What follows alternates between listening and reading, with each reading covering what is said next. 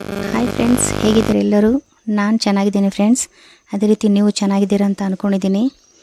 ಬನ್ನಿ ಫ್ರೆಂಡ್ಸ್, ನಮ್ಮ ತೋಟದ ಮನೆಯಲ್ಲಿ ನಾವು ಕೋಳಿಗಳನ್ನ ಯಾವ ರೀತಿ ಸಾಕಿದ್ದೀವಿ ಮತ್ತು ಕೋಳಿಗೂಡು ಯಾವ ರೀತಿ ಮಾಡಿದ್ದೀವಿ ಅಂತ ತೋರಿಸ್ತೀನಿ ಫ್ರೆಂಡ್ಸ್. ಇದು ನಮ್ಮ ತೋಟದ ಮಧ್ಯದಲ್ಲಿ, ಅಂದರೆ ನಮ್ಮ ತೋಟದ ಮನೆಯಲ್ಲಿ ಮಾಡಿದಂತಹ ಗೂಡು ಫ್ರೆಂಡ್ಸ್.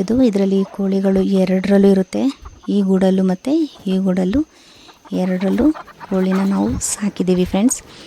ಸಂಜೆ 6 ಗಂಟೆ ಆಗ್ತಿದ್ದಂಗೆ ತಾನಾಗಿ ಬಂದು ಆ ಗೂಡಲ್ಲಿ ಬಂದು ಕೂತ್ಕೊಂಡ್ಬಿಡುತ್ತೆ. ಬೆಳಗ್ಗೆ ಒಂದು 10-11 ಗಂಟೆಗೆ ನಾವು ಈ ಎಲ್ಲ ಕೋಳಿಗಳನ್ನ ಬಿಟ್ಟು ತಿನ್ನೋಕ್ಕಾಗ್ತೀವಿ ಫ್ರೆಂಡ್ಸ್. ಇವಕ್ಕೆ ತಿನ್ನೋಕೆ ಹಾಕೋ ತನಕ ಹೊರಗೆ ಎಲ್ಲೂ ಹೋಗೋದಿಲ್ಲ ಫ್ರೆಂಡ್ಸ್. ಇದು ಹಿಂದೆಯೇ ಇರುತ್ತೆ.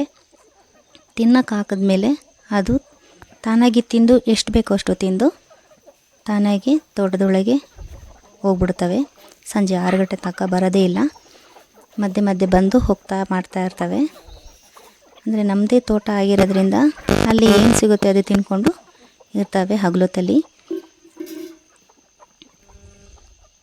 ಹೀಗೆ ಅವುಗಳೆಲ್ಲ ತಿಂದು ಎಷ್ಟು ಬೇಕೋ ಅಷ್ಟು ತಿಂದು ಹೋಗ್ತವೆ. ನಮಗೆ ಬೇಕು ಅಂದಾಗ ನಾವು ಯೂಸ್ ಮಾಡೋದಕ್ಕೆ ನಾವು ಹೊರಗಿಂದ ತರೋದು ಕಮ್ಮಿ ಫ್ರೆಂಡ್ಸ್.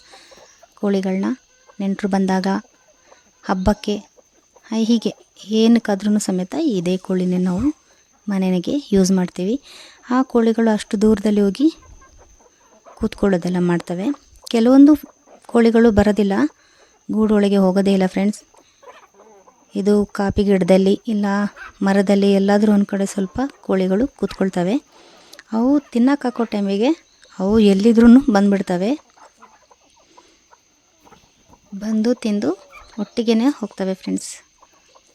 ನೋಡಿ, ನಮ್ಮ ತೋಟದಲ್ಲಿ ನಾವು ಸಾಕಿದಂತಹ ಕೋಳಿಗಳು ಇವು ಫ್ರೆಂಡ್ಸ್. ಹೇಗಿದೆ ನೋಡಿ, ಒಂದು ಲೈಕ್ ಕೊಡಿ, ಶೇರ್ ಮಾಡಿ. ನೀವು ಹೊಸಬ್ರಾಗಿದ್ದರೆ ಫ್ರೆಂಡ್ಸ್ ಒಂದು ಸಬ್ಸ್ಕ್ರೈಬ್ ಮಾಡಿ ನಮ್ಮ ಚಾನಲ್ನ. ಧನ್ಯವಾದಗಳು ಫ್ರೆಂಡ್ಸ್.